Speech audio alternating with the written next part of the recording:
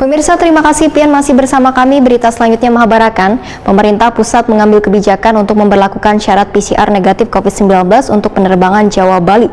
Namun kebijakan tersebut dinilai memberatkan. Selain tarif mendapatkan PCR masih larang, prosesnya pun memerlukan waktu lawas. Ketua DPRD Banjarmasin pun menegaskan sebagai warga tentunya syarat tersebut memberatkan. Jangan menjaga itu. Pemerintah pusat mengambil kebijakan untuk memberlakukan syarat PCR negatif COVID-19 untuk penerbangan Jawa Bali. Namun kebijakan tersebut dinilai memberatkan. Selain tarif mendapatkan PCR masih larang, prosesnya pun memerlukan waktu lawas. Demikian dipedahkan Ketua DPRD Banjarmasin Hari Wijaya Wahtakuni Prima TV jelang tengah hari Rabu 27 Oktober 2021. Politisi Partai Amanat Nasional ini pun menegaskan, sebagai warga tentunya syarat tersebut memberatkan. Menurut Hari Wijaya, sebelumnya sekali PCR Rp500.000, tapi wahini sesuai instruksi dari pemerintah pusat, harganya diturunkan menjadi Rp300.000.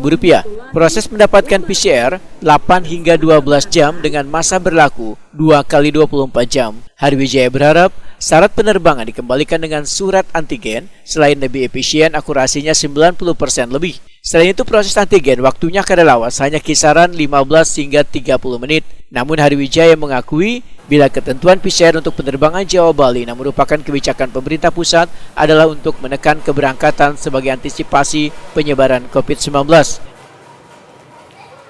Pesawat terbang itu dengan cara PCR tetap ada.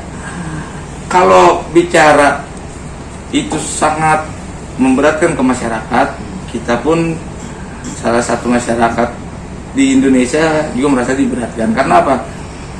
Selain harganya tinggi, walaupun nih Presiden ada memberikan kebijakan untuk menurunkan harga PCR, tetapi kan prosedur dan prosesnya itu lama baru keluar. Kalau antigen mungkin lebih efisien lah, karena antigen presentasi akurasinya kan sudah 90 lebih juga persennya. Hari Wijaya meminta warga yang karena terlalu penting untuk berangkat atau terbang lebih baik kada usah sebagai upaya untuk mengantisipasi penyebaran COVID-19.